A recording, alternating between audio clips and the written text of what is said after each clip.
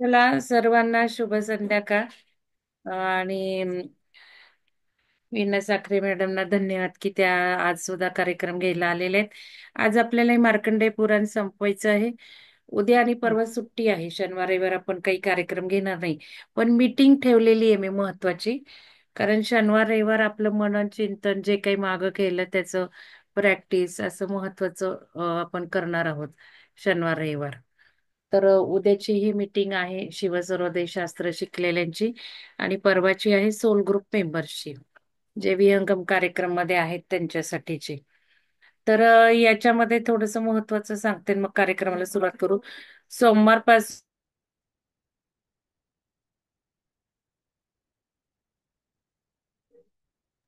तर 7 तारखेला आपलं सोमवारपासून मग दीपाली पाटील मॅडम घेणारे ब्रह्मवैवर्त पुराण. तर दुपारी हा वेगळा होणार आहे आणि 6ला सकाळी मात्र सुनेत्रा देशपांडे मॅडम पिरॅमिडचं महत्व सांगणार आहेत. तर आज पिरॅमिडच्या कार्यक्रमामध्ये त्या ज्या बोलल्या, तर त्याचे जे काही अनुभव आलेले आहेत ऍक्च्युली पिरॅमिडच्या आता या शिबिरात ते मी सांगितलेले आहेत साधकांना आलेले अनुभव. तर तो सकाळचा रेकॉर्डिंग नक्की बघा, महत्वाचा आहे तो. दुसरं असं की आता जे काही आपण जानेवारीत घेतलेलं आहे महत्वाचं कार्यक्रम सोल ग्रुपचा, आता प्रेम प्रकाश देणार नाही आपण. तर जानेवारी महिन्यामध्ये काउन्सिलिंग करणार आहोत, समुपदेशन याच्यावर फोकस ठेवणार आहेत. पण हे सगळ्यांना मिळणार नाहीये. जो स्वतःसाठी वेळ घेतोय, जो लेखन करतोय, मनन करतोय, जे व्यवस्थित लिखाण करतील की मागच्या 2024 मध्ये विहंगमनी मला काय दिलं आणि मी विहंगमसाठी काय केलं आणि पुढचं 2025 मध्ये मला काय साधायचं आहे. भले मला घ्यायला किंवा विहंगमसाठी करायला, या दोन्ही गोष्टी 2025 मध्ये काय मी ठरवले आहेत, हे जे व्यवस्थित लिहितील त्यांनाच माझं वैयक्तिक किंवा मेंटॉरचंही समुपदेशन मिळणार आहे. हा एक महत्वाचा भाग आता जानेवारी महिन्यासाठी सोल ग्रुपवाल्यांसाठी. तर ते जास्त मीटिंग मधनं रविवारी कळेलच. पण जानेवारीत सगळ्यात महत्वाच्या गोष्टी येत आहेत त्या की शिवसर्वोदय शास्त्र. कारण आपण आता आपल्याला हवं तसं आयुष्य कसं बदलायचं, आपल्याला हवं ते आयुष्य कसं करू शकतो, हा भाग एक बघितला. व्हिज्युअलायझेशन टेक्निक बघितलं, हृदय ध्यान केलं, चित्र मेडिटेशन केलं. ज्यांना जमलं ते बदलतात आयुष्य. काही लोकांना हे जमलेलं नाहीये. विचार, व्हायब्रेशन, फ्रिक्वेन्सी, एनर्जी हे समजूनही उमजलेलं नाहीये. कारण ही लोक निगेटिव्हिटीत जात आहेत. प्रत्येक आपल्या आयुष्याचे प्रॉब्लेम तशीच आहेत. त्याच्यावर विचार बदलत नाहीयेत, त्याच्यावर भावना बदलत नाहीयेत. आपल्याला जे हवं तेच विचार करायचा हेही कळत नाहीये त्यांना.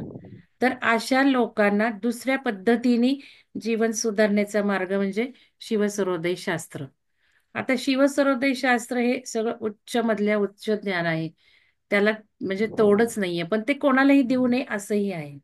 कोणालाही देऊ नये, मोफत देऊ नये, सपात्री द्यावं हे पण आहे. म्हणून आपण एक ठरवलंय की जे ध्यान करत आहेत, ध्यानाला जे जोडलेले आहेत, त्यांनाच मी फक्त व्यवस्थित ध्यान करते, त्यांना शिवसर्वोदयमध्ये घेत आहे मी. नवीन लोक जरी काही घेतली तरी ते करतायत ध्यान. आता ध्यानही मला जमत नाही, मी ध्यानही करू शकत नाही, पण मला माझं आयुष्य बदलायचे. अशांसाठी कोर्स आहे पेंडुलम.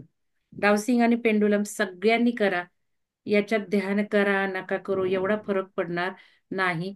तिथे तुम्हाला तुमच्या प्रश्नाची उत्तरं मिळवणं, डावसिंग शिकल्यानंतर स्वतःच थोडंफार बदलणं, क्लिन्झिंग करणं हे तुम्ही शिकणार आहात.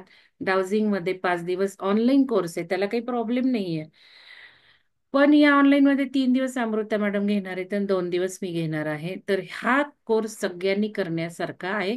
तो फेब्रुवारीत आहे. म्हणजे 3 मार्ग मी सांगितलेत पुढे जाण्यासाठी. आपल्याला हवंतच आयुष्य बदलाचं शास्त्र करा, ध्यानधारणा करा. ते काय समजत नाही, उमजत नाही. बऱ्याच जणांनी करूनही अजून जीवनात सारखे खचतायत, विचारच निगेटिव्ह ठेवतायत. जो विचार करेल तोच आपण आयुष्यात पूर्णपणे बीजच तो लावतो हे समजत नाहीये त्यांना. उदाहरणार्थ माझी मुलं व्यवस्थित वागत नाही, उदाहरणार्थ माझा नवरा पगार पैसे देईल का नाही, उदाहरणार्थ मी करू का नको. द्वंद्व आहे. द्वंद्व असेल तर रिझल्ट एकदम झिरो आयुष्यात. इतकं साधं नाहीये. हे जे विचार जे आहेत तेच सगळं तत्व बदलतात तुमचं. एक विचार जो तुम्ही करता, करू का नको, करू का नको, हे जेव्हा शाशंकता असते तेव्हा तुम्ही वायू तत्वात जाता. वायू तत्वात गेलं की सगळ्या आयुष्याचा रिझल्टच झिरो. ज्या गोष्टीसाठी विचार करताय तसं हा कार्यक्रम अटेंड करू का नको, करू का नको, हा द्वंद्व आहे. तर या द्वंद्वाच्या 10 मिनिटांनी पुढच्याही आयुष्यातल्या कित्येक गोष्टीला फटके मारता तुम्ही. कारण वायू तत्वात जाता. वायू तत्व म्हणजे साशंक, तर काहीच मिळणार नाहीये तुम्हाला. आणि आशाने कार्यक्रम जॉईन करूनही फायदा होणार नाही. ऐन वेळेला जी नावं देतात मोठ्या मोठ्या छान कार्यक्रमासाठी, त्यांना फायदा होत नाही. म्हणून मी सांगते ऐन वेळेला करायचं नाही, कारण ते द्वंद्वात आलेलं आहे. वायू तत्वात आलेलं आहे. वायू तत्वात तुम्ही डिसिजन घेताय. त्यामुळे काहीच मिळणार नाही. भरकन निघून जाणार. काय शिकलं ते निघून जाणार. स्थिरता, दृढता, पृथ्वी तत्वामध्ये आनंदाने स्वनिश्चय करून जर ठरवलं की चला वीणा मॅडमचा मला आजचा सेशन अटेंड करायचा आहे, तर खूप लाभ मिळणार आहे. वीणा मॅडमला कनेक्ट होऊन हृदयाने आहे. या गोष्टी आयुष्यात छोट्या गोष्टीला उदाहरण दिले, पण तसंच बाकीचेही डिसिजन घेतले पाहिजे. म्हणजे मी जे म्हणते भयात राहू नका, भीतीत राहू नका, करू का नको, करू का नको, साशंकेत राहू नका. यांनी तुम्ही तुमच्या आयुष्यात खूप वाईट गोष्टी निर्माण करून घेतात. फर्मनेस नाहीये, डिसिजन मेकिंग नाहीये, स्थिरता नाहीये. येस, मला करायचंच आहे. येस, मला आज बसायचंच आहे. हे होत नाहीये. आणि पटकन ऑन करून बसलं तर काहीच होणार नाहीये. तर या गोष्टी तुम्हाला तत्वांनुसार, शिवसुरोदयनुसार आता मी सांगणार आहे. तिथे श्वासाचे नियम आहेत. तिथे तत्व कसं बदलतं प्रत्येक श्वासाला ते कळणार आहे. पण हा दीर्घकालीन अभ्यास आहे. याला तुम्ही सचोटी असेल तर रिझल्ट मिळणार आहे. निसर्गाप्रमाणे राहिला तर प्युअर माइंड. लपवालपी मी बघितलं शिबिरात सुद्धा बरेच जण लपवालपी करत होते. प्रश्न विचारला, उत्तर लपवालपी. काउन्सेलिंगला बसले, उत्तर लपवालपी. यांना कधीही शिवसुरोदयाचे ज्येष्ठ श्रेष्ठ फायदे मिळणार नाही. भाग 1 पर्यंत ठीक आहे. या गोष्टी लक्षात घ्या. मग आता हे जर सगळं शिकायचं असेल तर शिवसर्वोदय शास्त्र सुरू केलं पाहिजे. आणि त्याची संधी जानेवारीतच आहे. कारण फेब्रुवारीत पुन्हा भाग 1ही नाही, भाग 2 नाही. फेब्रुवारी काय, मार्च, एप्रिल, मे धरा. झाला तर जून मध्ये होईल. नंतर नाहीच, कारण पावसाळ्यात फक्त पिरामिडमध्ये येणं कसं असेल त्या गोष्टीवर मी काही सांगू शकत नाही. पण एप्रिल मे पर्यंत तर नाहीच नाही. त्यामुळं आत्ता सारखी मी सांगते आणि मग नंतर तुम्ही जागे होता. आताच एक मॅडम म्हणे मला मेंबरशिप घ्यायची आहे. प्रॉब्लेम काही असू देत, आपण पुष्कळ वेळ देतो. म्हटलं घेऊ नका आता मेंबरशिप, जाऊ देत 15 दिवस तरी. कारण काय होतं, एकदा रिझल्ट यायला सुरुवात झाली की मग आम्हाला करायचं म्हणतील. उशिरा जागी येईल. तर या गोष्टी सारख्या मी सांगत आहे. आणि काहीच तुम्हाला करायचंच नाही आणि येतच नाही, तर डाउजिंग तर शिकून घ्या. तिथे तरी डाउजिंग शिकून, पेंडुलम शिकून थोडाफार काही बदल करता आला तर करता येईल. तर हे सगळं मला महत्वाचं सांगायचं होतं. तर मॅडम तुम्ही सुरू करू शकता. मीना मॅडम करा सुरू. हा, आत्मवंदन सगळ्यांना. शुभ संध्याकाळ. प्रथम ब्रह्मांडीय ऊर्जेला कोटी कोटी नमन, वैश्विक ऊर्जेला कोटी कोटी नमन, पिरॅमिड ऊर्जेला कोटी कोटी आणि ग्रुप ऊर्जेलाही कोटी कोटी नमन. तर आज आपण ओंकाराचे स्वरूप कसे आहे हे गुरु दत्तात्रयांनी सांगितले ते पाहूया. जो योगी अशा प्रकारे क्रियेद्वारे योगमुक्त होतो. आवाज येतोय का मॅडम? कमी येतो, हॅलो. कमी येतोय. हा, जो योगी अशा हा प्रकारे आता येतोय. क्रियेद्वारे योगयुक्त होतो तो अनेक तपे आपल्या पदापासून निवृत्त होत नाही. विश्वस्वरूप विश्वेश्वर विश्वभावना अशा प्रत्यक्ष परब्रह्माचे दर्शन घेण्यासाठी ओम ह्या एकाक्षर मंत्राचा जप करावा. हाच योगाचा स्वाध्याय आहे. या ओंकार स्वरूपाचे श्रवण भक्तिभावाने करावयास पाहिजे. आकार, उकार व आणि मकार ही तिन्ही अक्षरे ओंकार स्वरूप आहेत. या 3 मात्रा म्हणजे सात्विक, राजसिक आणि तामसिक गुण होत. ओंकारामध्ये अर्धी मात्रा अधिक आहे, जी या तिन्ही गुणापासून श्रेष्ठ आहे. ऊर्ध्वामध्ये अवस्थित योग्यांचे गम्य आहे. यात गांधार स्वराचा आश्रय असल्याने गांधारी नावाने तो प्रसिद्ध आहे. ही मात्रा लहानशी मुंगीप्रमाणे जलद गतीची आहे. ही शिरोभागामध्ये दिसते. जसजशी ही मात्रा ओंकार युक्त बनून शिरोभागात प्रवेश करते, तसा योगी अक्षरात ओंकार युक्त होतो. एक रूपकाचे वर्णन केले जाते. प्राण हा धनुष्य स्वरूप आहे, आत्मा बाण रूप आहे आणि ब्रह्म त्या बाणाचे लक्ष्य आहे. अहंकाराचा त्याग करून तन्मयतेने बाणरूपी आत्म्याने ब्रह्मास ब्रह्मास विद्ध करता येते. ओंकार हा त्रिवेद त्रैलोक्य तीन अग्नी ब्रह्मा विष्णू महेश रूप व यजुर व साम स्वरूपात आहे, म्हणून समग्र रूपाने ओंकाराचा मात्रा गणल्या जातात. तर केवळ ओमचा उच्चार करताच सत्य असत्याचे ग्रहण होते.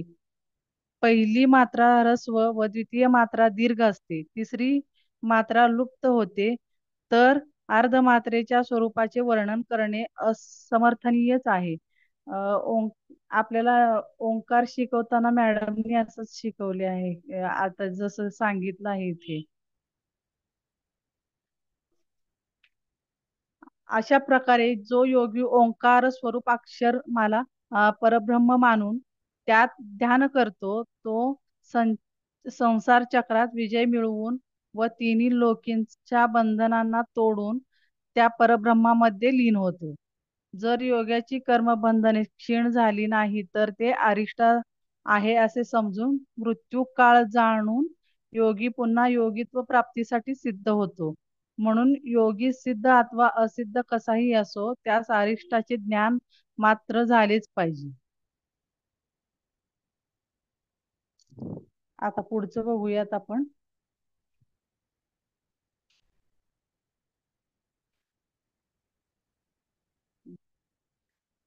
ब्रह्मांड किंवा व ब्रह्माची उत्पत्ती कशी झाली ते पाहिजे.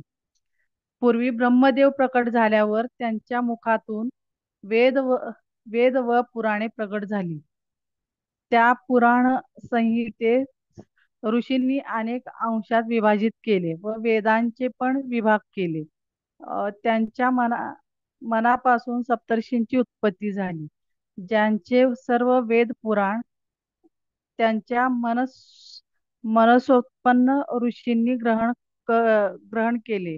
भृगूने त्या पुराणांना च्यवन ऋषींना त्या ऋषी भृगूने त्या पुराणांना च्यवन ऋषींना त्या ऋषींनी दक्ष राजास आणि दक्षानेच आम्हाला ते प्रदान केले.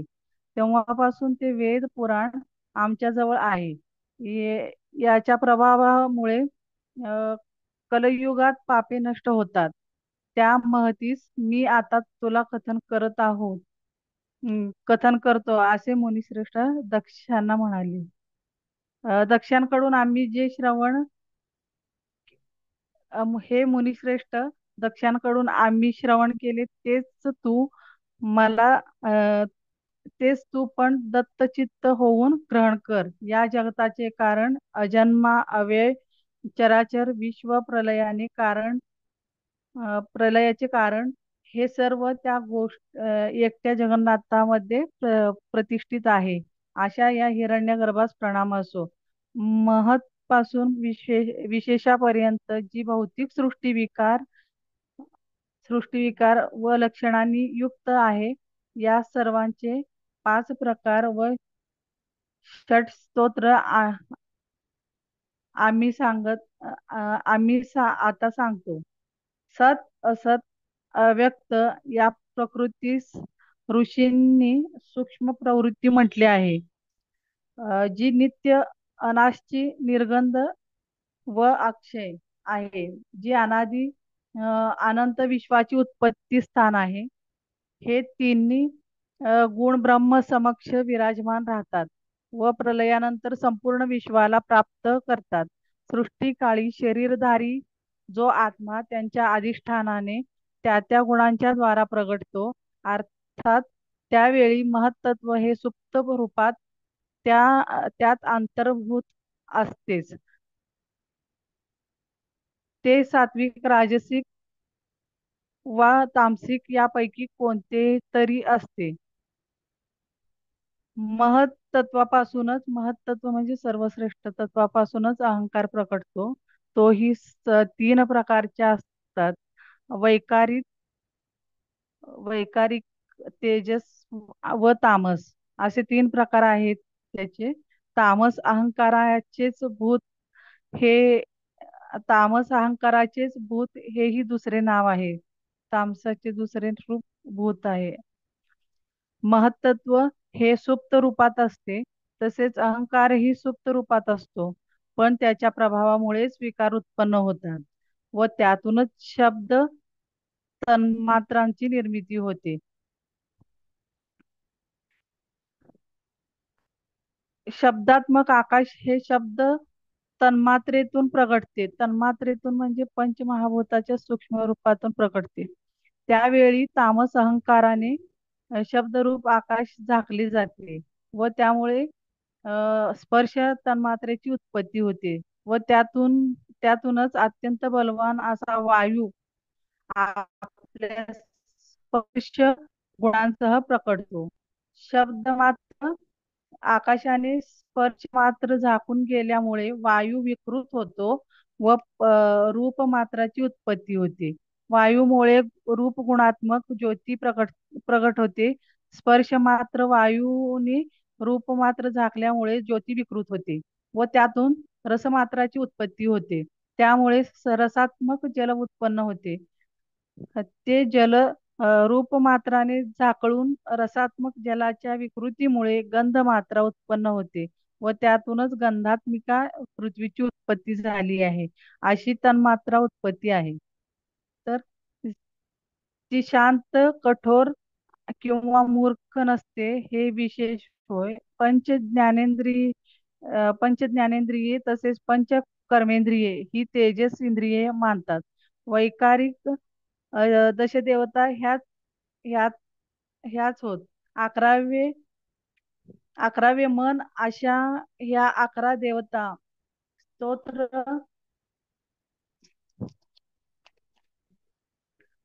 त्वक रसना, नासिका यांना शब्दादी ज्ञान किंवा बोध होते. म्हणून ही ज्ञानेंद्रिय तसेच कर्मेंद्रिय कार्य करीतात. शब्द मात्र आकाश मात्रात मिळूनच द्विगुण वायू त्रिगुण अग्नी निर्माण करतात. याचप्रमाणे चतुर्गुण रसात्मक जलाची व त्यानंतर गंधात्मक पृथ्वी उत्पन्न होते. म्हणूनच भूताधिकता पंचगुणात्मिका पृथ्वी दिसून येते. जेव्हा पुरुषाने अधिष्ठान व प्रकृतीचा अनुग्रह हे पंचतत्व प्राप्त करतात, तेव्हा महत अंडाची उत्पत्ती होते.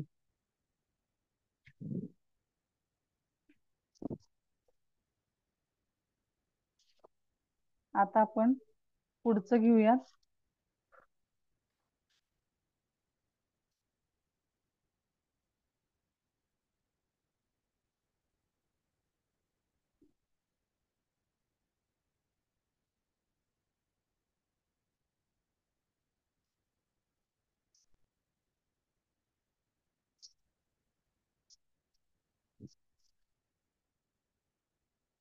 कुर्म संस्थान त्यात नक्षत्रांची माहिती वगैरे दिलेली आहे.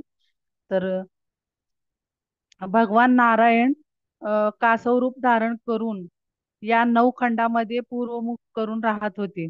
सर्व नक्षत्रे व पदार्थ देखील 9 भागात विभाजित होऊन राहते. मांडव्य, घोष, सारस्वत, माथुर, वैदेहक, पांचाल, परियात्रा मधील रहिवासी हे सर्व देश कूर्मावताराच्या वेळी मध्यभागी होते. कृत्तिका, रोहिणी व मृगशीर ही 3 नक्षत्रे मध्यभागी स्थित राहणाऱ्या मनुष्यांची शुभाशुभ लक्षणे प्रगट करीत.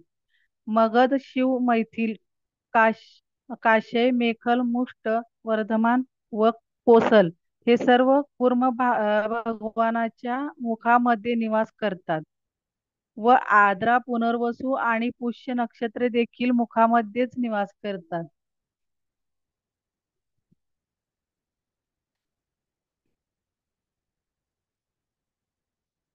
त्याचा दक्षिण पदाशी असणारे प्रदेश आता सांगते. कलिंग, कौशल, चेदी, इत्यादी जितके देश विंध्य पर्वताजवळ आहेत व विदर्भ धर्मद्वीप दशार्ण देश व आश्लेषा मघा पूर्व फाल्गुनी ही नक्षत्रे दक्षिणेत आहेत. याशिवाय वेण्य नदीच्या किनारा जवळचे प्रदेश अवंती महा अ, महाराष्ट्र म्हणजे कर्नाटक कुर्म कुर्मच्या दक्षिण पदाजवळ आहेत.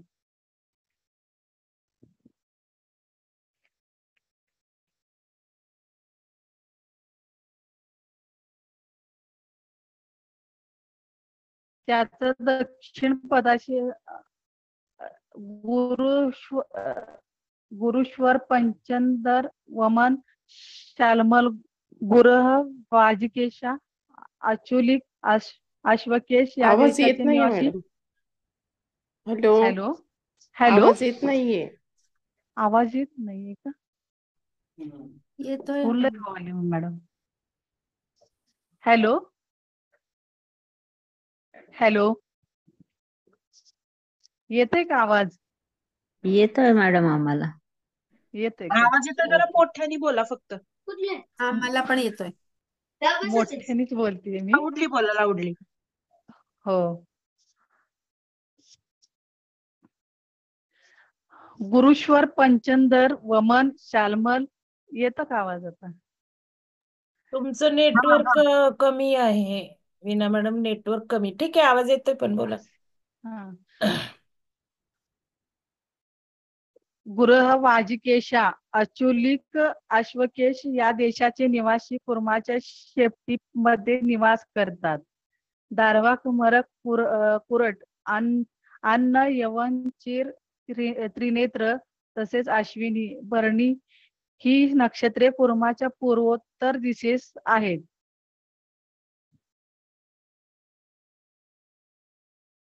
त्यानुसार तितकेच पर्वत नक्षत्रे व तितकेच देश तसेच मनुष्यही आहेत. वरील ज्या देशामध्ये वर्णन केलेल्या नक्षत्रांमधील काही ग्रह नक्षत्रे कुपित झाली तर तेथील माणसांना त्रास होतो व जेव्हा ते ग्रह श्रेष्ठ बनतात तेव्हा तेथील नक्षत्रे व ग्रहांमुळे सुखदुःखाची प्राप्ती होत असते. ग्रहाची वक्र दृष्टी झाल्यावर ती भीती नष्ट करण्यासाठी मनुष्याने जप तप दान करण्याचा उपदेश सांगितला गेला आहे. ग्रह क्रोधित झाले की व पुण्यात्मा लोकांना देखील द्रव्य भृत्य सुहृदय पुत्र पत्नी सहित ची पीडा भोगावी लागते. अल्प प्रमाणात पुण्य असणाऱ्यांना शारीरिक पीडा सहन करावी लागते, तर पापी लोकांना ग्रह पीडा सोसावी लागते. परंतु सदाचारी लोकांना कोणतेच भय नसते. ग्रहांच्या अनुकूलतेनुसार आणि प्रतिकूलतेनुसार मनुष्यास सुखदुःखाची प्राप्ती होते. कुर्मावतारांचे हे नक्षत्रांसहित केलेले वर्णन सर्व देशांनाच शुभाशुभ फल प्रदान करणारे आहे. म्हणून बुद्धिमान मनुष्यांनी नक्षत्र व ग्रहांची पीडा जाणून त्यासाठी उपाययोजना करावी.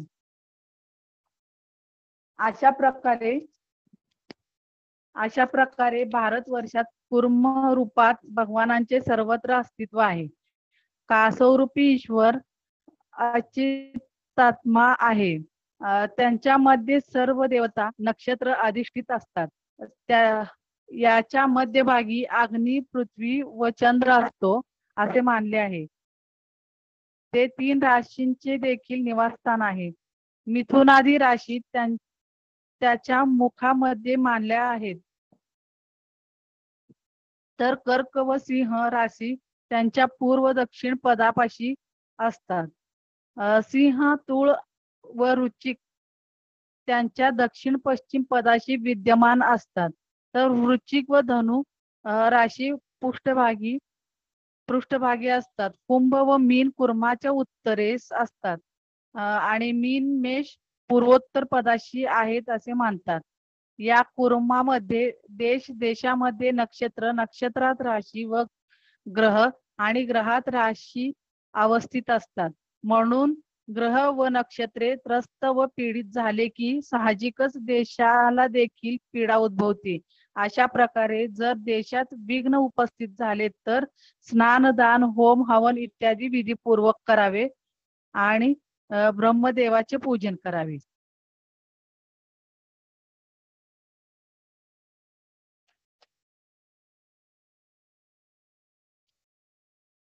आता पुढचं पाहू. हे मधलं काही एवढं हे वाटत नाही महत्वाचं.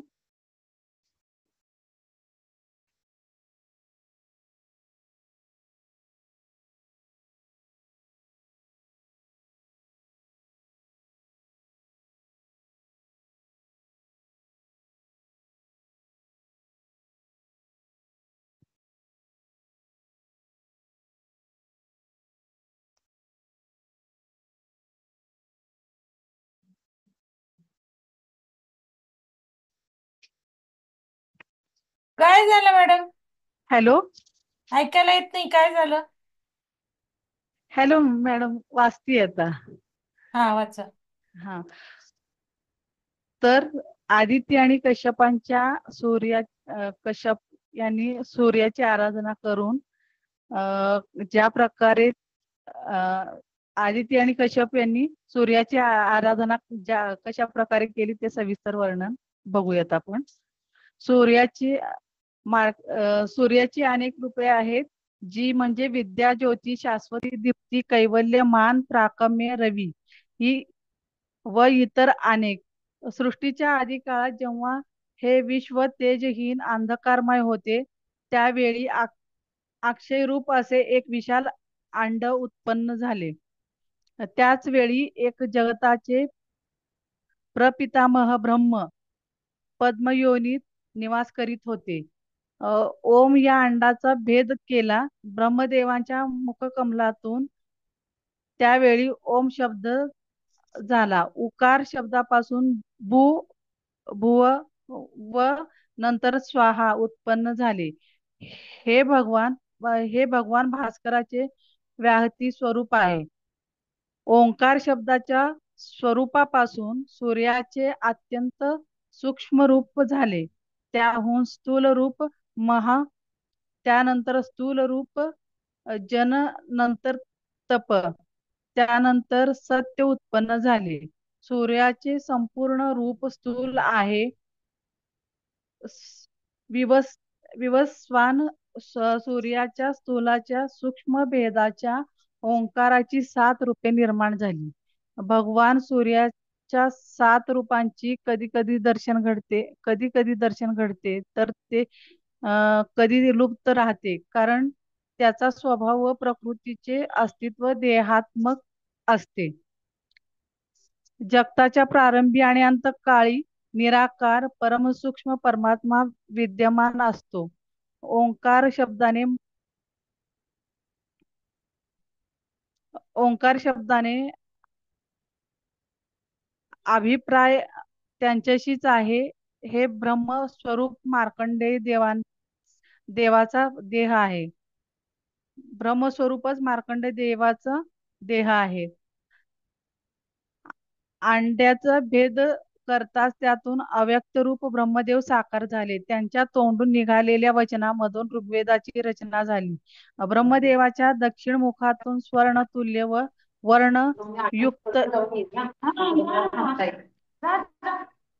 वर्णयुक्त यजुर्वेदाची रचना झाली. नंतर पश्चिम मुखापासून सामवेदाची व उत्तर मुखापासून सुखसत्व तम यांनी युक्त सौम्य व असौम्य अथर्वाची रचना झाली. संपूर्ण ऋग्वेदात रजोगुण, यजुर्वेदात सत्वगुण, सामवेदात तमोगुण तमोगुण व अथर्वात सत्व तमोगुण आहेत. या सर्वांनी आपल्या अद्वितीय तेजापासून तेजस्वित होऊन ते अलग अलग स्थितीत राहिले. सर्वांचे जे तेज ज्याला ओम शब्द प्रयुक्त झाला ते एकच आहे.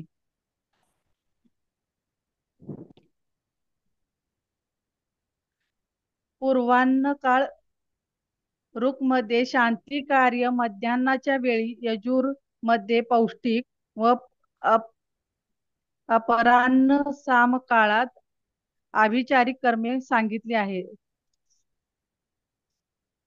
सृष्टी समयाच्या वेळी सृष्टी समयाच्या वेळी ब्रह्मा ऋक्मय म्हणजे ऋग्वेदाचं सांगितलं. ऋक्मय स्थिती काळात विष्णू यजुर्मय आणि शमन काळात रुद्र साममय होते. म्हणून अपराह्न काळास असुची म्हणतात. सृष्टीच्या आदी स्थिती व प्रलयाच्या वेळी हे शाश्वत आदित्य सत्व रज मायक्रोवेव्ह व आला. तमोगुण आश्रय देऊन ब्रह्मा विष्णू महेश नावास प्राप्त झाले.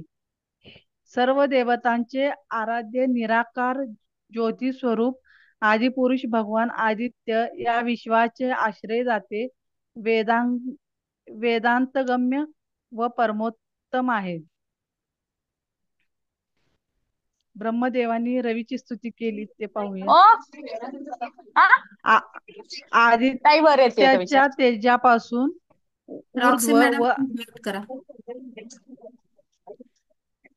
आदित्याच्या तेजापासून ऊर्ध्व व अधभाग तप्त झाल्याने सृष्टीची रचना करण्याची इच्छा असणारे ब्रह्मदेव चिंतित बनले व विचार करू लागले की सृष्टीची रचना केल्यावर भास्कराच्या तीव्र किरणांनी तिचा नाश होईल.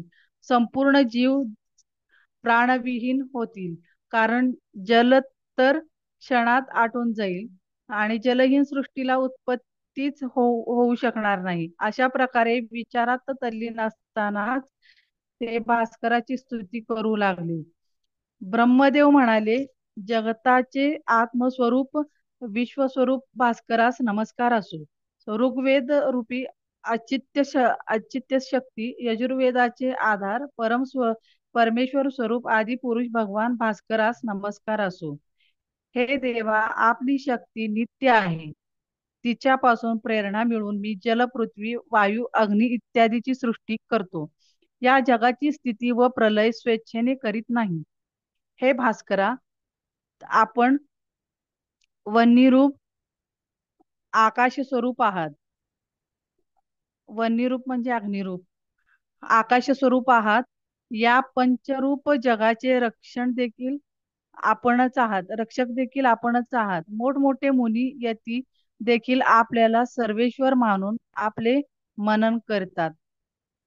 हे प्रभू, आपण आपल्या तेजाचा त्याग करावा, कारण मी सृष्टीच्या उत्पत्तीसाठी उद्युक्त आहे, म्हणजे तयार आहे. आपले तेज सृष्टीच्या रचनेत बाधक आहे. तेव्हा भास्कराने ब्रह्मदेवांच्या स्तुतीने प्रसन्न होऊन आपले तीव्र तेज त्यागून टाकिले व सामान्य सहननीय तेज त्यांनी धारण केले. त्यानंतर ब्रह्मदेवानी पूर्व कल्पांतात विश्वाची सृष्टी रचना केली व सूर, असुर, मनुष्य, पक्षी, वृक्ष, समस्त नरकांची पण रचना केली.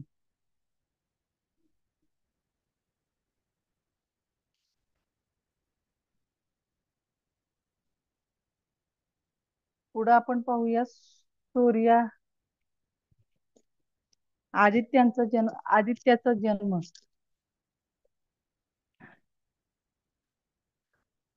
मार्कंडेय मुनी सांगू लागले, आदितीकडून स्तुती ऐकताच सूर्यदेव प्रसन्न होऊन प्रगट झाले व त्यांनी तिला वरदान मागण्यास सांगितले. तेव्हा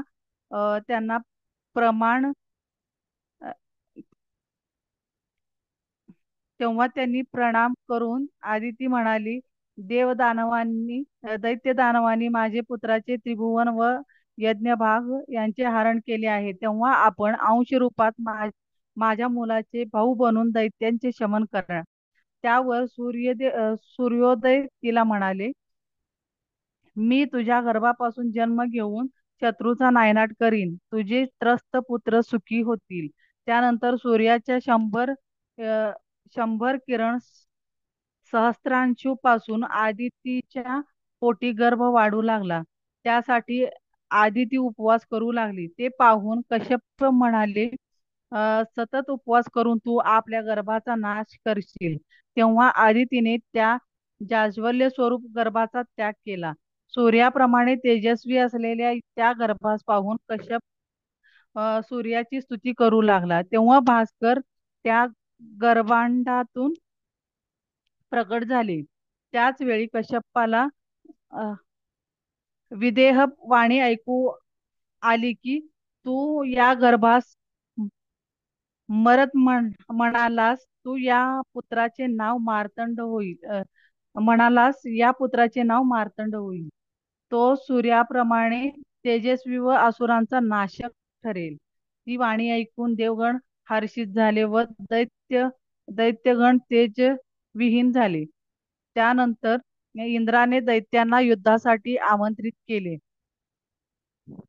व देव दैत्यांमध्ये घनघोर युद्ध झाले. त्यावेळी सूर असुरांच्या शस्त्रांच्या तेजा इतकेच त्रिभुवन देखील तेजपूर्ण झाले. त्या महाभयंकर संघर्षात असुरगण भगवान मार्तंडाच्या तेजाने नष्ट झाले व देवगण आनंदोत्सव करू लागले. त्यांनी भगवान सूर्य व आदिती यांची स्तुती केली. त्यानंतर देवगण यज्ञ भाग प्राप्त करू लागले व भगवान सूर्य अधिक प्रकाशमान होऊन तेजोमय झाले. सूर्याच्या तेजाचं वर्णन सांगितलंय मार्कंडेय ऋषींनी. मार्कंडेय मुनी म्हणाले, नंतर प्रजापती विश्वकर्मा याने सूर्यदेवाशी तपश्चर्या करून त्याला प्रसन्न केले. आपली कन्या संज्ञा ही त्याला अर्पण केली. त्याच्या पुत्रांविषयी पूर्वी वर्णन केलेच आहे. वैवस्वत मनु 8 ज्येष्ठ वैवस्वत मनु त्याचा ज्येष्ठ पुत्र होता व नंतर यम व यमी हे दोघे जुळे बहीण भाऊ झाले. सूर्याचे तेज त्यावेळी अतिशय प्रखर होते. ते सहन न होऊन पत्नी संज्ञा आपल्या पित्याच्या घरी निघून गेली व जाताना आपल्या प्रतिछायेस मुलांची देखरेख करण्यास व स्वतः संज्ञा असल्याचे पटवून सांग असे बजावून गेली. त्यावर तिची छाया म्हणाली, जोपर्यंत सूर्यदेव शाप देणार नाही तोपर्यंत ही गोष्ट मी गुपित ठेवीन. नंतर संज्ञा पित्याच्या घरी गेली.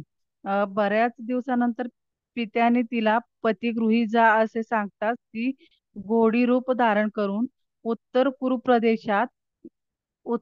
प्रदेशात गेली व तिथे पतीचे तेज क्षीण होण्यासाठी निरंतर तपश्चर्या करू लागली. या काळात संज्ञेची छाया सूर्याची पत्नी बनून सेवा करीत राहिली. जेव्हा तिला 2 पुत्र झाले, त्यातील एक सावर्णी मनु झाला, दुसऱ्याचे नाव शनिश्चर होते. छायेला एक कन्या झाली, तीच नाव तपती होय. तिचा विवाह योग्य वेळी सवर्ण नामक राजाशी झाला. पुढे यमाकडून ती छाया आपली खरी पत्नी झाली हे समजल्यावर सूर्य भयंकर क्रोधित झाले व त्याचे तेज प्रखर झाले. संज्ञेचा पिता विश्वकर्मा याने सूर्यदेवास शांत केले. सर्व हकीकत त्याने त्यास कथन केली. तेव्हा सूर्याने विश्वकर्मा ऋषींना विनवून आपले तेज क्षीण केले. वशिष्ठ व आत्री व अन्य मुनींनी त्यांची स्तुती केली. गांधार गायन ते करू लागले. अप्सरा नृत्य करू लागले. सर्वत्र हजारो वाद्यांचे आवाज निनादू लागले. तेव्हा सूर्यदेवाने सर्वांवर प्रसन्न होऊन आपले तेज क्रमाने क्षीण केले. सूर्य महात्म्य. मार्कंडेय मुनी पुढे म्हणाले, विश्वकर्मा ऋषींनी अशा प्रकारे सूर्याच्या तेजातील 15वा अंश काढून घेतला. त्यामुळे सूर्याचे बिंब अत्यंत सुंदर, सौम्य व तेजस्वी बनले. सूर्यापासून अलग केलेल्या तेजापासून विष्णूचे चक्र, शिवाचे त्रिशूल, कुबेराची पालखी, यमाचा दंड, कार्तिकेयाची शक्ती अशी अनेक तेजोमय शस्त्रास्त्रे यांनी बनविली. अशा प्रकारे मार्कंडाचे तेज नियंत्रित झाल्यामुळे त्याची शोभा वाढली. ते विश्वाच्या हितासाठी शांत व स्थिर झाले. त्यानंतर सूर्याने आपली पत्नी संज्ञा हिला उत्तर कुरु प्रदेशात तपश्चर्या करताना पाहून तो तेथे गेला. घोडी रूपातील संज्ञेस नासत्य, द्रष्ट्य व रेवंत असे पुत्र झाले. पतीचे सौम्य रूप पाहून ती आपल्या पती समेत घरी आली. त्यानंतर संज्ञेचा ज्येष्ठ पुत्र वैवस्वत मनु बनला. यमाला धर्माचे ज्ञान असल्याने तो धर्मराज बनला. कन्या यमुना कलिंद देशात कालिंदी नावाने वाहू लागली. अश्विन कुमाराला देवांचे वैद्य बनले. अश्विन कुमार देवांचे वैद्य बनले तर रेवंताला त्याने गुह्यकांचा शासक म्हणून त्याची नेमणूक केली. छाया संज्ञेचे पुत्र सावर्ण मेरू पर्वतावर तपस्येत मग्न आहेत. ते आगामी सावर्णक नावाच्या मन्वंतराचे मनु बनतील. त्याचा भाऊ शैनेश्वर हा म्हणजे शैनेश्वर हा सर्व ग्रहांचा प्रमुख बनला. यमुना नदी देखील सर्व नद्यांमध्ये श्रेष्ठ बनली व लोकमाता म्हणून प्रसिद्ध झाली. अशा प्रकारे भगवान सूर्याचे महात्म्य व त्यांच्या संतानांची कथा श्रद्धापूर्वक श्रवण करतो त्याची सर्व संकटापासून मुक्ती होते व परमसुख प्राप्त होते. त्याचे सर्व पापे नष्ट होतात.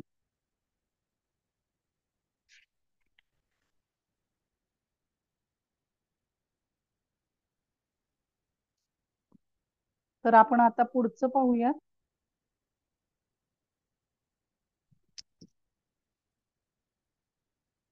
सूर्यवंश. मार्कंडे मुनी पुढे म्हणतात भगवान भास्कराचा प्रभाव अशा प्रकारे अत्यंत महान आहे. ते योग्यांचे ईश्वर आहेत, याज्ञिकांचे यज्ञेश्वर आहेत. या भास्करास मनु नावाचा एक पुत्र झाला. तो अत्यंत महाबलवान व पराक्रमी होता. या मनुने त्यांच्या पश्चात एका पराक्रमी पुत्राच्या अभिलाषेने सूर्याची उपासना केली. परंतु यज्ञविधीत अडथळे आल्याने यज्ञातून इला नावाची एक कन्या उत्पन्न झाली. तिला पाहताच मनुने परत सूर्यदेवाची स्तुती करून परत त्यांना प्रसन्न केले व म्हटले, मला एक असाधारण पुत्र व्हावा म्हणून मी यज्ञ केला. त्यातून मला ही कन्या प्राप्त झाली. आता आपण प्रसन्न होऊन या कन्येलाच उत्तम गुणयुक्त पुत्रात रूपांतरित करा. म्हणून असे म्हणतात. तत्काळ ती कन्या पुत्रांमध्ये रूपांतरित झाली. त्याचे नाव सुद्युम्न ठेवले गेले. हा सुद्युम्न एकदा शिकारीसाठी गेला असता काही कारणाने ईश्वर क्रोधित झाले. त्यामुळे त्याचे पुन्हा स्त्रीमध्ये रूपांतर झाले. असे होतात चंद्रपुत्र बुधाने त्याच्यापासून एक पुत्र उत्पन्न केला. तो पुरुरवा नावाचा चक्रवर्ती राजा म्हणून पुढे प्रसिद्ध झाला. त्या पुत्र प्राप्तीनंतर सुद्युम्नाने अश्वमेध यज्ञ केला. तेव्हा त्यास स्थिर पौरुषत्व प्राप्त झाले. पुढे त्यास उत्कल, गय व विनय नावाचे 3 अत्यंत वीर तेजस्वी पुत्र झाले. ते तिन्ही पुत्र पुढे धर्माने पृथ्वीचे पालन करू लागले व पुरुरवा प्रतिष्ठान नामक श्रेष्ठ नगरीचा राजा बनला.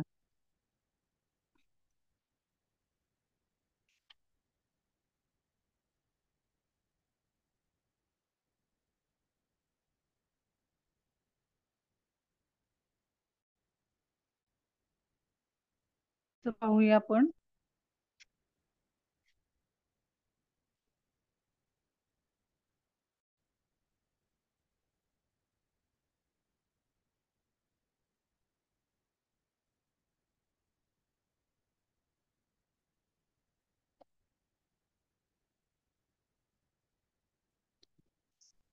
दमराजाचे चरित्र. मार्कंडेय मुनी पुढे सांगू लागले. राजा दुष्यंताला दम नावाचा पुत्र झाला. इंद्राप्रमाणे बलवान, मुनीप्रमाणे दयावान, शत्रूचे दमन करण्यास समर्थ होता. बभ्रू राजाची कन्या इंद्रसेना ही याची आई. तो जवळजवळ 9 वर्षापर्यंत मातेच्या गर्भातच राहिला होता. त्यामुळे मातेला इंद्रिय निग्रह करून जगावे लागले. म्हणून मुनींनी त्याचे नाव दम ठेवले.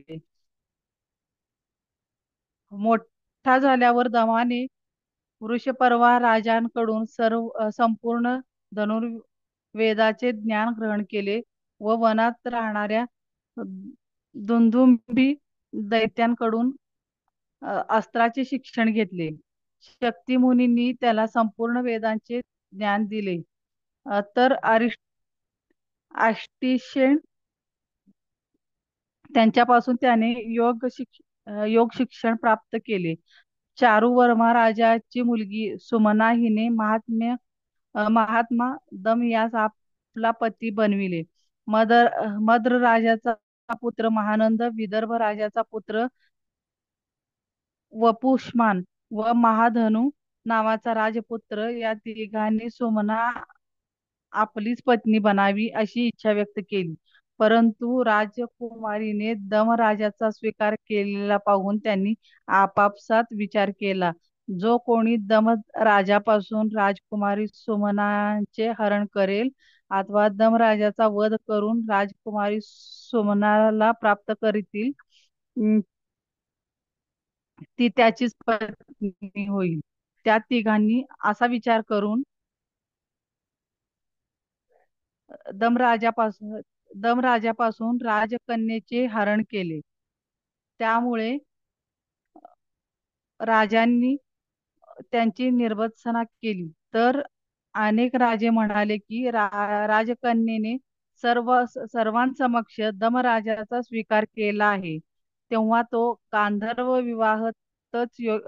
विवाहच योग्य आहे. ते ऐकून दमराजाने क्रोधात आपल्या धनुष्याला बाण जोडला व राजकन्येस हरण केलेल्या राजकुमारांवर तो धावून गेला. महानंदादी या राजकुमारांनी देखील त्याच्यावर बाणवृष्टी केली, परंतु दमराजाने त्या सर्व शस्त्रास्त्रांचा नायनाट केला. दमराजाने महानंदावर कलाग्नीचा वापर केला व महानंदाने दमावर तेजस्वी खड्ग चालविले. दमाने त्या वेगाने खड्गाने आपल्या शक्तीने 2 तुकडे केले व ताबडतोब वेतस्पत्र बाण सोडून महानंदाचे शिर धडापासून अलग केले. महानंदाचा वध झालेला पाहून वपुष्मान खेरीज सर्व सैन्य भिवून पळून जाऊ लागले. मग दम व पुष्मान यांच्यामध्ये युद्ध झुंपले. वपुष्मानांकडून अनेक तेजस्वी शस्त्रास्त्रांचा दमावर मारा झाला, परंतु दमानेच आपल्या बाणांचा वर्षावाने त्याला जमिनीवर लोळविले. त्यानंतर युद्धात जय मिळवून राजा दम आपली भावपत्नी सुमना हिच्याकडे गेला. आपली पत्नी सुमना हिच्याकडे गेला व सुमनाच्या पित्याने त्या दोघांचा विधिपूर्वक विवाह करून दिला. विवाहानंतर दंपत्नीसह आपल्या नगरीत गेला. त्यांची पाठवणी करताना चारुवर्म्याने त्यांना अनेक हत्ती, घोडे, रथ, गायी, उंट, दास दासी, वस्त्रे, आभूषणे वगैरे विभिन्न प्रकारचे अमूल्य भेटवस्तू स्वरूपात दिल्या. सुमनाच्या नगरीतून निघून लवाजमासह दम राजा आपल्या नगरीत येऊन पोचला. त्या दोघांनी दमराजाच्या माता पितांना प्रणाम केला. माता पितांनी देखील त्यांना आशीर्वाद देऊन त्यांचे अभिनंदन केले. दमराजाचे नगरीत आगमन झाल्याचे सर्व नगरीत आनंदोत्सव प्रारंभ झाला. आपल्या पुत्राने सर्व राजांना पराभव केला व पराक्रमाचे चारुवर्मा राजाशी संबंध जोडले. त्याचा वृत्तांत ऐकून नरिशंतास आश्चर्य झाला. तर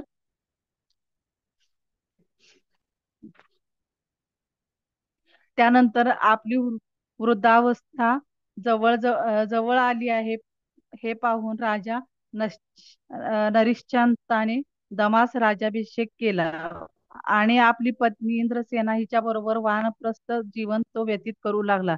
तेथे एकदा संक्रंदन राजाची दुराचारी पुत्र वपुष्मान शिकारीसाठी आला. त्या ठिकाणी वानप्रस्थी नरिश्चंत व त्यांची राणी यांना पाहून वपुष्मानाने त्यांचा ठाव ठिकाणा विचारला, परंतु राजाने मौन व्रत धारण केल्यामुळे राणी इंद्रसेना हिने आपल्या संपूर्ण वृत्तांत कथन केला. तेव्हा वपुष्मानाने ते आपल्या शत्रूचे माता पिता आहेत असे जाणून राजा नशंतांच्या जटा पकडल्या व म्हणाला, युद्धात ज्याने माझा पराभव केला, ज्याने सोवनाचे हरण केले, त्या दमाच्या पित्याचा मी वध करतो. दमाने येऊन त्याच्या पित्यास वाचवावे.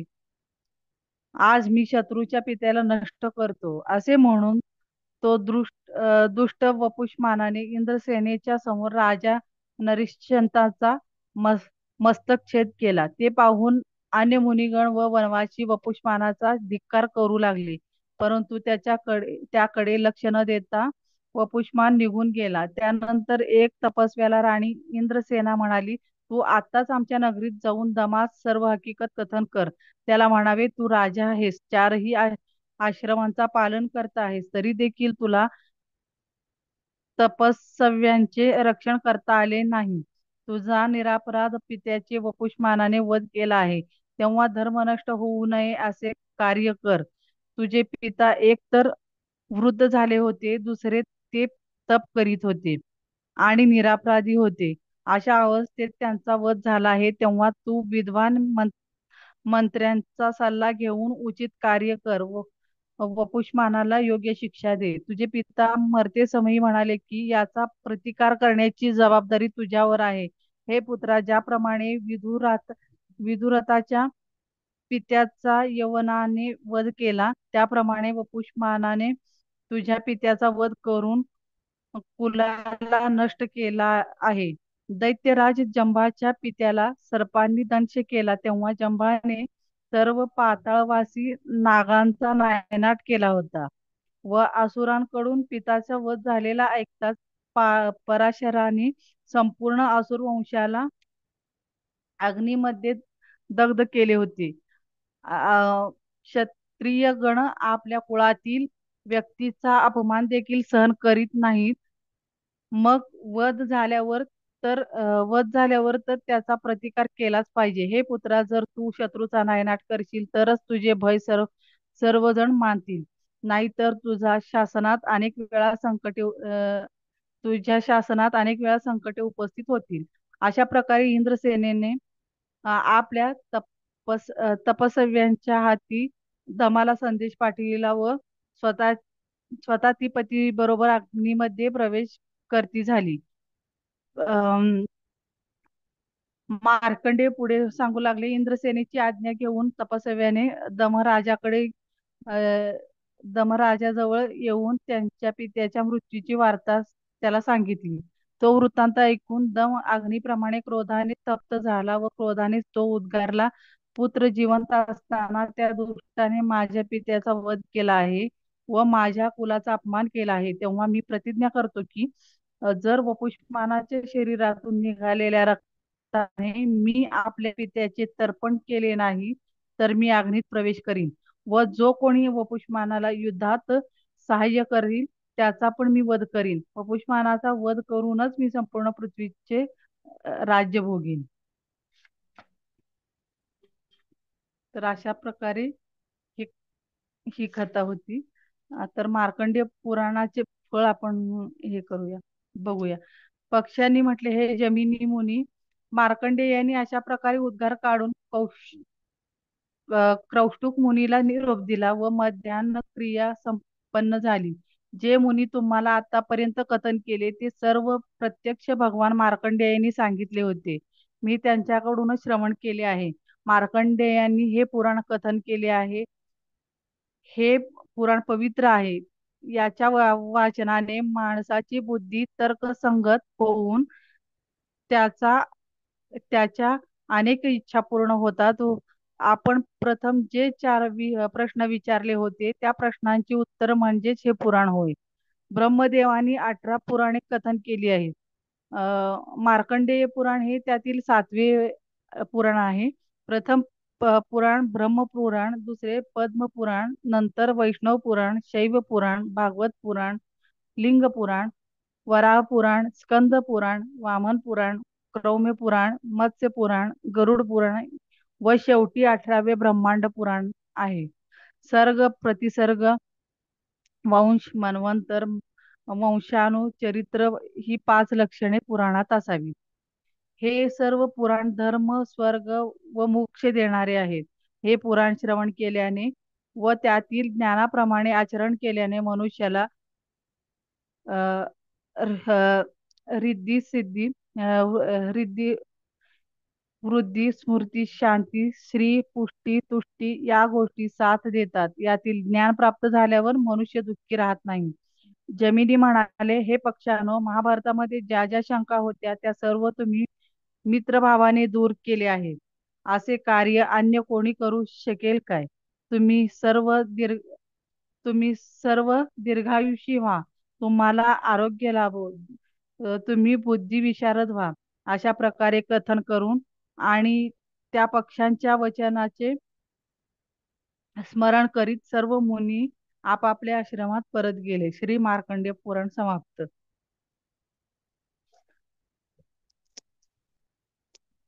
Madam, hello.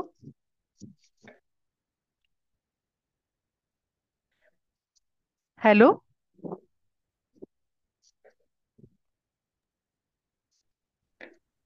हा वीणा मॅडम. हा, हा, मार्कंडेय पुराण संपलं मॅडम, आता संपलं का? कंप्लीट झालं. हो, कोणाला काही शंका असतील तर विचारा. हा विचारा.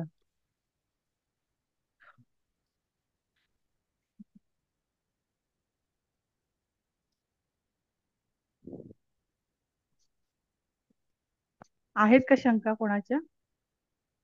कोणाला शंका नाहीत का? ग्रुपवर विचारू नंतर. ग्रुपवर विचारायच्या नंतर. आता ग्रुपवर हो. विचारण्यापेक्षा मॅडम समोर येत तर विचारा ना. आता सोमवारपासून दीपाली पाटील मॅडम घेणार आहे ब्रह्मवैवर्त पुराण. तर हे पुराण आपण का घेतोय, कोणी सांगेल का? पुराण वाचन आपण का सुरू केले, कोण सांगेल का तुमच्यापैकी? का ध्यान घेतोय पुराणांचं? हा, रुपाली मॅडम बोला. मॅडम, पुराण वाचनातून आपल्याला आत्ताच्या परिवर्तनामध्ये हम्म. कोणते कोणते संदर्भ लागतात त्याविषयी अधिक जाणून घेण्यासाठी आपण पुराणाचा कार्यक्रम छान. चालू केलाय. छान. मी कालच सांगितले, कालचं ऐका बरं का, मॅडमचं रेकॉर्ड केले मी, माहिती देतीये उपयुक्त. तर ते कालचं सुरुवातीचं ऐका. हा, नूतन मॅडम तुम्ही पण अनम्यूट झालता, बोला. नूतन मॅडम अनम्यूट झाला होता ना, बोला की. हेच सांगणार होते की हम्म. आता जे काही चालू आहेत हम्म. त्याच्यासाठी काय केलं पाहिजे, किंवा सुरुवात कुठून झाली, किंवा त्याची तयारी कशी पूर्वीपासून झालीये, हम्म. हे सगळं दिलेलं आहे याच्यामध्ये. बरोबर. आणि तयारी आणि पुढे कशी करायची हे पण त्यातनं हा, हे कळतं. उपाय पण दिलेले आहेत. आता मार्कंडे पुराणातनं काय शिकलात तुम्ही, काय कळलं? 2 वाक्यात कोणी बोलेल काय? काय कळालं? 3 दिवस ऐकलं, त्यातून काय 2 ओळी बोलता येईल का, की मार्कंडे पुराणात काय आहे? वीणा मॅडम, तुम्ही एकच पुस्तक घेतलं होतं का हे मार्कंडे पुराण? हो मॅडम, एकच मग घेतलेलं. आता पाठवून द्या, 19 तारखेला येणार आहे ना. हो हो हो. तर आता बघा, मॅडम जरा खूप शांत, बोलायचं नाही, बोलू का नको असं होतं, त्याच्यात त्या घ्यायला जरा हे होतं, म्हटलं नाही घ्यायचं.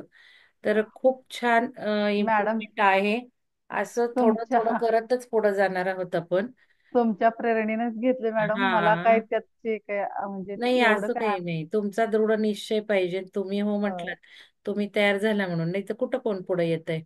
तर हा, हे थोडं थोडं टप्प्याटप्प्याने सुधारणा होते, कधी एकदम गाडी फास्ट नाही चालत. आपण हो लगेच ना. डिस्टन्स, आपलं जे डेस्टिनेशन आहे त्याला नाही जाऊन पोहोचत, थोडं थोडं जाणार. तर ही छान सुधारणा आहे वीणा मॅडम मध्ये. तर सगळ्यांनी त्यांचं अभिनंदन करूया, टाळ्या वाजून. अनम्यूट करा आणि खूप छान प्रयत्न केलेला आहे मॅडमने. आणि धन्यवाद. प्रसन्न वदनाने घेतलेलं आहे, हे सगळ्यात महत्वाचं. नाही तर घ्यायला बसायचो टेन्शन किंवा काय गडबड गोंधळ शंका असं काही चेहरा दिसलेला नाही. हे खूप महत्वाचं आहे. तर आपण आनंदाने काय करू? आनंद म्हणजे जलतत्व. तर हो. आनंदाने काय केलं की आपण जलतत्वात काम करतो. आणि पृथ्वी तत्व म्हणजे स्थिरता, काही शाशंक तर नाही. जे होईल ते होईल, समर्पण माझं चांगलंच होणार आहे. स्थिर पृथ्वी तत्व यात जर आपण राहिलो, तर आपण जे काही कार्य केले त्याचा आपल्याला जास्तीत जास्त फायदा मिळतो, दीर्घकाळ मिळतो. पृथ्वी तत्व जसं स्थिर आहे आणि भक्कम आहे, तसं तो आपण पृथ्वी तत्व म्हणजे स्थिरता ठेवून. आता समजा पूजा करायची आहे, समजा घरात कार्यक्रम आहे आणि सत्यनारायणची पूजा आहे आणि आपण बोलवलंय. आपण खूप असं गांगरून जातो, त्रासून जातो, गडबड गोंधळ काही वेळेला होतो सुरुवातीलाच पूजा सुरू करताना. अजिबात ते हं. पूजेचं फळ मिळणार नाहीये. तर ह्या सगळ्या गोष्टी आपल्याला आता शिवसुरोदय शास्त्रातून पुढे पुढे भाग 3ला हे कळणार. आधी भाग 1ला नियम तर शिकायला लागणार. डावी हं. नागपुडी म्हणजे काय, उजवी नागपुडी म्हणजे काय. मुक्ता मॅडम अनम्यूट आहात, काही बोलायचंय? सांगताय का काय शिकलात? मार्कंडेय पुराणात काय शिकलात तुम्ही, सांगताय का मुक्ता मॅडम? अनम्यूट केलंय तुम्ही. होतात का तुम्ही 2 दिवस? हो हो हो. हा, बोलताय का? मग काय शिकलात, तुम्हाला काय कळलं? मार्कंडेय पुराण कशाबद्दल आहे? त्यात काय सांगितलं आहे? नाही नाही मॅडम, नाही सांगणार. तुम्ही नव्हता का हो 2 दिवस? काल नव्हते, मी परवा होते. हा, काल नव्हता का? हम्म. बर, काल आणि परवा मी मी नव्हते बहुतेक. हम्म. हा, अजून कोण सांगेल काय? मग सांगेल काय मार्कंडेय पुराणात काय शिकायला मिळेल? 2 ओळीत सांगेल काय कोणी? सूर्याबद्दल सगळी माहिती मिळाली. हा, सूर्याबद्दल. मग काय बरोबर. महत्वाचं एखादं वाक्य कुठलंही, म्हणजे जसं सूर्याबद्दल माहिती एवढं तरी कळालं आपल्याला. अजून कोणाला काही सांगता येईल का? अं, मार्कंडेय ऋषी मेन होते आजच्या बघा. हा हा, बोला. मॅडम हा आजच्या ह्याच्यामध्ये सूर्याचं मला एवढं लक्षात आलं हा. की सूर्याच्या ज्या काही कला होत्या त्यातली 15वी कला त्यांनी काढून घेतली. हम्म तेव्हा त्याचं तेज कमी झालं हम्म आणि तो आता सहन करण्यासारखा झाला आणि तिथपासून मग आपली उत्पत्ती झाली असणार आहे पूर्ण पृथ्वीची वगैरे सगळी, हम्म. असं मला कळलेलं आहे आजच्या बरोबर आहे. ह्याच्यातून. आणि तर सगळं हे सांगितलेलंच आहे की ब्रह्मापासून कसं सगळं चालू हे झालं. माहिती पाहिजे पहिल्यांदा बर का. सूर्य. हं, ब्रह्मापासून पृथ्वी कशी निर्माण झाली. आता हं. ओंकाराचं पण सांगितलं मॅडमनी सुरुवातीला. आणि हो. ओंकारातनं ब्रह्मांडाची निर्मिती झाली आहे. आपण आता शिवसुरोदय जरी म्हटलं तरी 3 नाड्या महत्वाच्या, डावी उजवी सुषुम्ना. ओंकार म्हणजे तेच आहे, ओंकारात सुद्धा 3 नाड्या दाखवलेल्या आहेत. तर हे आपण ओंकार ध्यानात शिकलेलोच आहोत. म्हणूनच आपण ओंकार ध्यान महत्वाचं करतो. नवीन लोकांनी सगळं करायचं आहे ते ओंकार ध्यान. तर मॅडमनी सुरुवातीचं ओंकाराची पण माहिती सांगितली. तर ब्रह्मांडाची उत्पत्ती जर आपल्याला कळली, तर आपलं आणि ब्रह्मांडाचं कनेक्शन आपल्याला कळणार आहे. हं. आणि पिंडी ते ब्रह्मांडी. मग ब्रह्मांड कसा निर्माण झाला, म्हणजे शरीरात तेच आहे सगळं. आता सूर्य काय, चंद्र काय, सगळं आपल्या आपल्या शरीरात आहेच आहे. तर या पण गोष्टी आपल्याला जसं चंद्राचे गुण माहिती आहेत, तसे आपल्या चंद्राच्या गुणांसारखं आपण शांत बसलो, तर आपली चंद्रनाडी सुरू होणार. चंद्रनाडी म्हणजे स्वतःला फायदा घेण्याची. मग असं ज्ञान घेताना आपण डाव्या नागपुडीवर घ्यायला हवंय, मॅडमनी देताना उजव्या नागपुडीवर द्यायला हवंय. तर हे सगळं आपण शिवसुरोदय शास्त्रामधनं वेगळ्या दृष्टीतनं शिकणार आहोत. आणि सगळ्या ब्रह्मांडाचं रहस्य शिवसुरोदय शास्त्रातच आहे. असं कुठलंही नाही की जे शिवसुरोदयाचे नियम पाळून कळत नाही किंवा मिळणार नाही, असं काहीच नाही. सुप्रीम मोस्ट ज्ञान म्हणजे शिवसुरोदय आहे. आणि हे पुराणांमध्ये सुद्धा हेच आहे. पुराणांमध्ये म्हणजे वेदांत जे आहे किंवा उपनिषद आहेत, त्याच्याही आधी पुराणं लिहिलेली गेलेली आहेत. पुराणांमध्ये ओरिजिनल ज्ञान हे सगळं देवदेवतांचं ज्ञान आहे. त्यामुळे पुराण शिकणं महत्वाचं आहे. आणि मग वेदांत उपनिषद, वेदांताचा सार जो आहे तो उपनिषदांमध्ये आहे. म्हणून आपण पुराण शिकायला घेतली. जसं ब्रह्मांडाची उत्पत्ती, कोण कसं निर्माण झालं, मग हे जे आधी आधी म्हणजे सनातन सनातन जे ज्ञान आहे ते आपल्याला कळलं पाहिजे. आणि आज जर आपण बघितलं तर हे पुराणांचं महत्व खूप वाढलेलं आहे. बरं, इथून पुढे ज्या घटना होणार आहेत आता सुरू झालेल्या आहेत. आता उदाहरणार्थ बघा, सरस्वती नदी जी आहे तिचं काय स्टेटस आहे सध्या, किंवा नंतर काय होणार आहे हे सुद्धा पुराणांमध्ये लिहिलेलं आहे. म्हणजे डोंगर झालं, नद्या झालं, यांचं जे काही महत्व आहे की बाबा, नदी म्हणून आपण नदी बघतो पण ती देवी आहे, ती ऊर्जा आहे, डिव्हाइन ऊर्जा आहे. तर हे सगळं पुराणांमधनं आपल्याला कळतं. आता पुराण जर आपण बघितलं, डोंगर, नद्या, देव, परत आपलं यज्ञ, तंत्र, हे सगळं पुराणांमध्ये लिहिलेलंच आहे. मग ह्याला आपण जाणून घेतलं पाहिजे. सगळं तर शिकणं शक्य नाही, पुराणं खूप मोठी मोठी आहेत.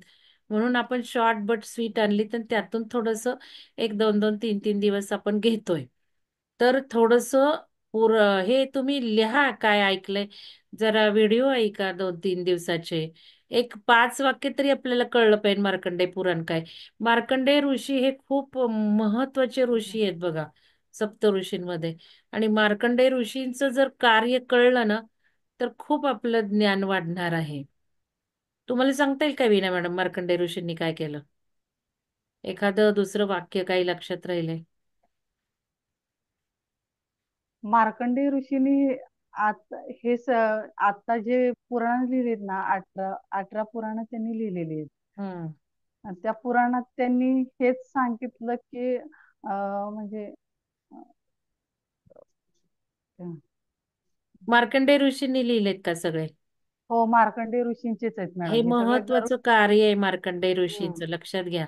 म्हणून मार्कंडेय ऋषी कळले की सगळं ज्ञान कळलं. ते इतकं 7वे इतकं सोपं येते. हा.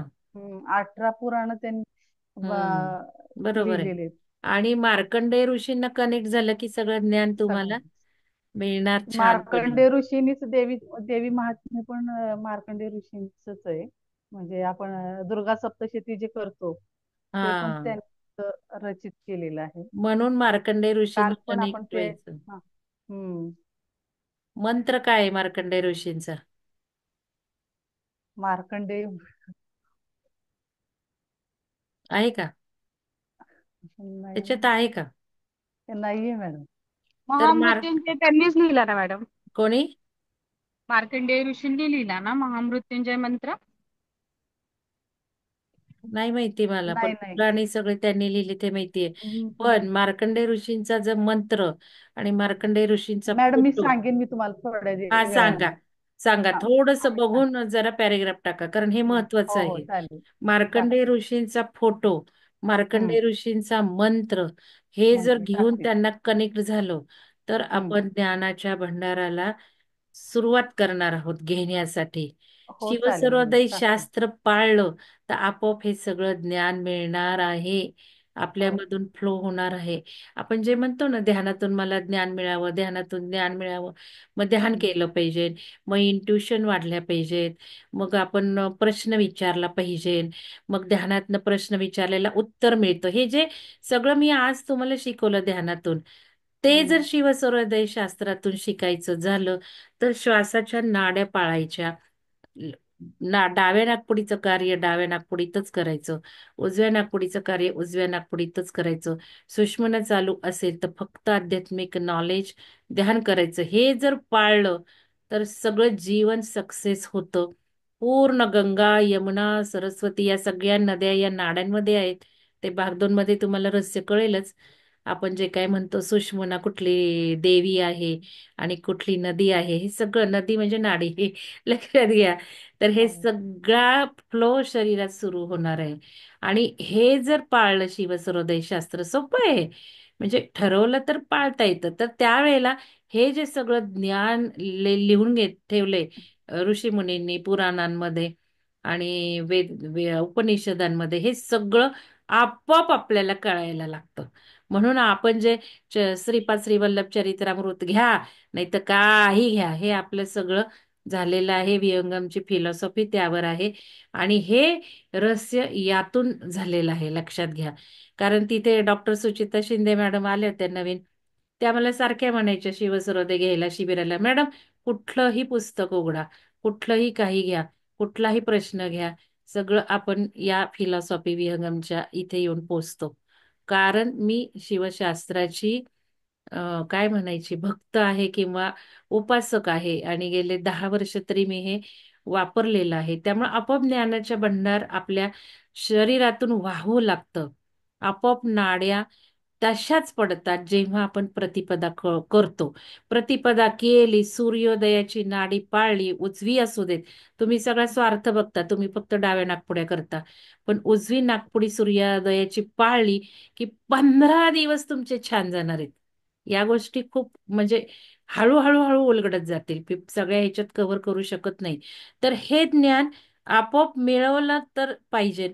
मग तुम्ही मार्कंडेय ऋषींची पूजा करा किंवा त्यांना कनेक्ट व्हा. मला आठवतंय आता की मी हे केलेलं आहे. मला म्हणजे अजाणतेपणी सर्व गोष्टी करून घेतलेल्या आहेत.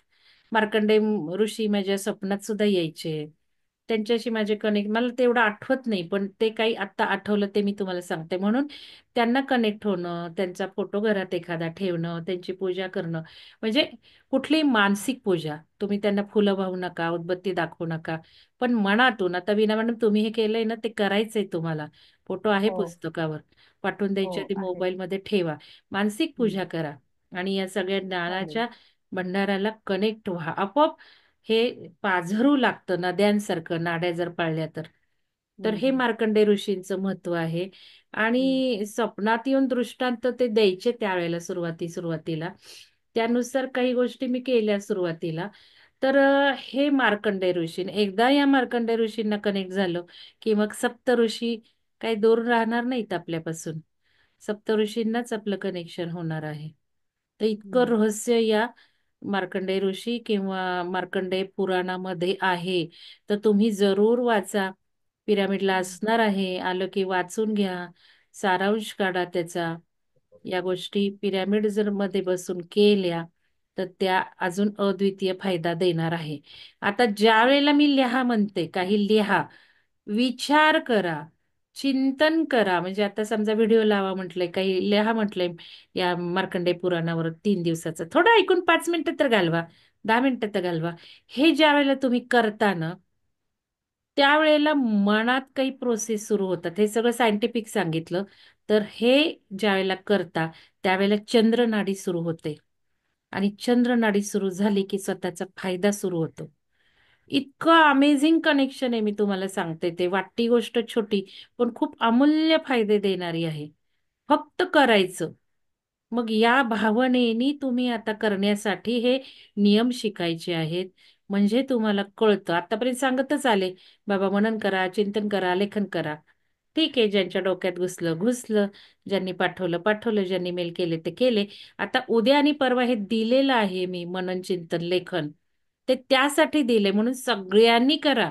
विहंगम कार्यक्रम मध्ये राहायचं असेल तर त्याचं उत्तर मेल झालं पाहिजे रविवारी संध्याकाळपर्यंत.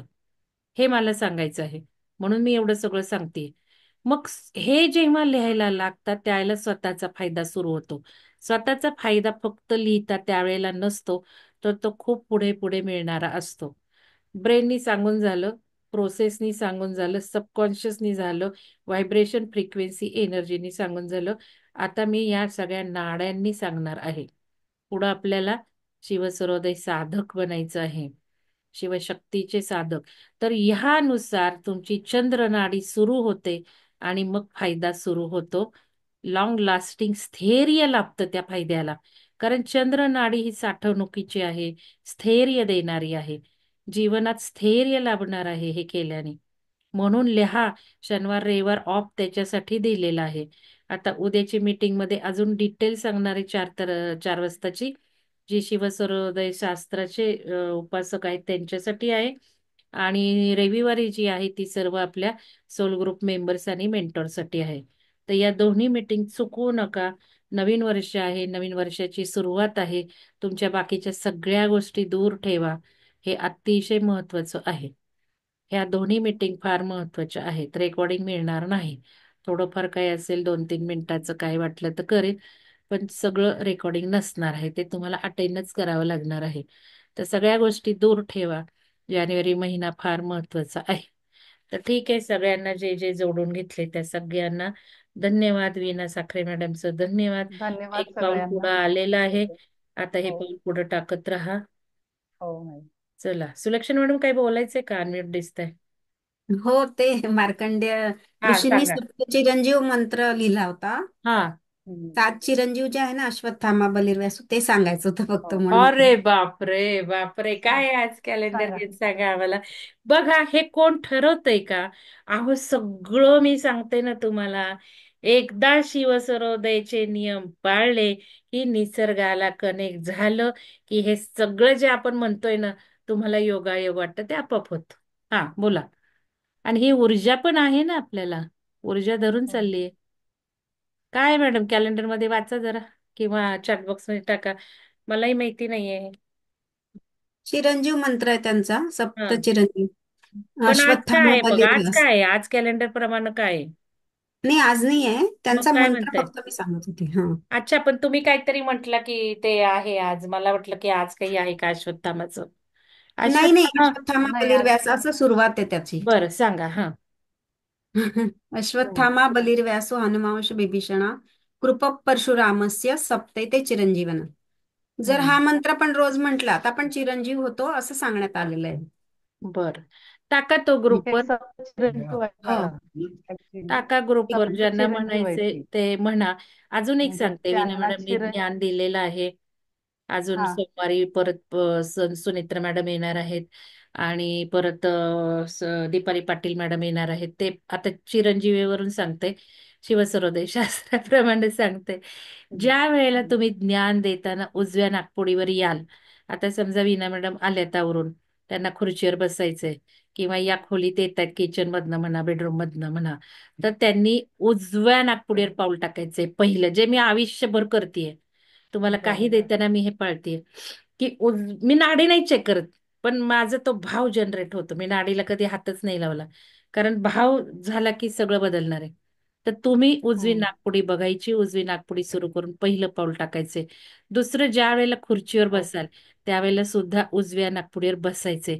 आणि मग बघा सेशन बर. कसं होतंय ते. मग अंजली मॅडमनी सांगितलं ना, की ती चालेल. लोकांपुढे धन धन धन धन धन धन धन तसं होणार आहे. आणि हो. हे ज्ञान बर. तुम्ही असं देत राहिला उजव्या नागपुडीवर, हो. तर चिरंजीव होणारच आहे. तुमचं आयुष्य जास्त होणारच आहे. आणि स्थैर्य, बाकीचे तर हो. फायदे खूपच असणार आहेत. तर हे ज्ञान देताना उजव्या नागपुडीवर द्यायचे. देताना म्हणजे ज्ञान काय, सगळं उजव्या नागपुडीवर कामं करायला लागा. आयुष्यात एक उंची गाठाल, उंची. तर हे मॅडमनी जो हम्म. मंत्र सांगितलाय तो म्हणा, किंवा ज्ञान द्या, किंवा उजव्या नागपुडीत राहायचं म्हणजे दुसऱ्यांच्या हितासाठी राहायचंय. दुसऱ्यांचा फायदा कसा होईल या फायद्यात राहायचे. कुठेही जा तुम्ही, आत पाऊल टाकताना उजव्या नागपुडीवर गेला, उजवी पाय टाकली म्हणजे दुसऱ्यांच्या फायद्यासाठी तुम्ही प्रवेश करताय. त्यावेळेला तुम्ही ऊर्जा बरोबर. सोर्स बनता.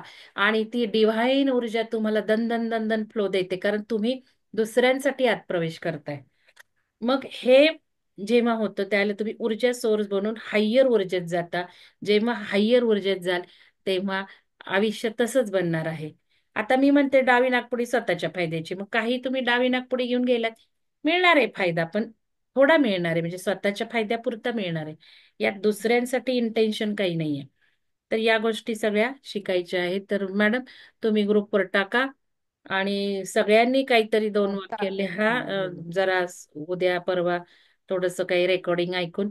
आणि मार्कंडेय ऋषींचा मंत्र इंटरनेटवर सापडतोय का बघा, किंवा मॅडम, मी एक बोलू का? हा, बोला की बोला. हा, चिरंजीव आपण होतो, पण चिरंजीव होणं हा शाप का वरदान, हा पण एक प्रश्न आहेच. चिरंजीव म्हणजे आता मृत्यू नाही.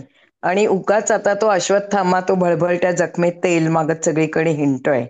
त्याला आता त्याचा नाही, हे आलेला ऐका, आहे. आता ऍक्च्युअली हा. मोक्ष सुद्धा आपण जेव्हा म्हणतो ना, तो मोक्ष हम्म. सुद्धा आपला स्थिर नाहीये, हे लक्षात घ्या. तो मोक्ष मिळाल्यानंतरही पुन्हा जन्म आहेच आहे. कारण ही हम्म. जी आवर्तनं चालली आहेत ना, ही सगळी ती हम्म. आवर्तनं एकामागून एकामागून एक येत आहे. म्हणजे आता हे सत्ययुग सुद्धा कितवं चाललेलं आहे. त्यामुळे आपण जरी मोक्ष पावलं तर पुन्हा आहेच आहे आपण. या हम्म. गोष्टी लक्षात घ्या. त्यामुळे ते चिरंजीव तसंही असणारच आहे, आपण मोक्ष मिळाला तरी. हो त्या चिरंजीव त्या काय आहे हा. ते काय चांगलं आणि नाहीये मॅडम चिरंजीव मिळवणं. नाही मॅडम नाही, कसं तुम्ही झालंय मॅडम असं मृत्यू कशाला नाही मग ऊर्जा काय ते घालता? हिंडत बसायचं भरकटत याच्यात. असं कशाला हो. ऊर्जा घालताय आता तुम्ही? मृत्यू नाही आणि पुनर्जन्म पण नाही, काय त्याचं हे आहे असं मला वाटतं, माझं पर्सनल मत आहे. नाही, तुम्ही काही ऊर्जा घालू नका, तुम्ही चांगलीच ऊर्जा ठेवा, चांगली अच्छा. ऊर्जा ठेवा. ऍक्च्युली हम्म चिरंजीव हो आपण ओवाळल्यावर सुद्धा म्हणतो, त्याचं काही असेल की नाही हा. हम्म म्हणजे सोल जो आहे त्या सोल लेवलनी हम्म विचार करा, सोलला हा, शरीराने नका विचार करू. शरीर नाही बरोबर आहे. सोल. शरीर हम्म नाही, सोल. शरीराने नाही विचार करायचा, सोलने विचार हम्म. करायचा. ठीक आहे. हा ओके मॅडम, हा कळलं आता चालेल. हा, मला. धन्यवाद. धन्यवाद मॅडम. आता सोल लेवलनीच विचार करायचा आपल्याला. हा, ठीक आहे, चला सगळ्यांना धन्यवाद. धन्यवाद. भेटूयात उद्या 4 वाजता. धन्यवाद मॅडम. ओके. हा.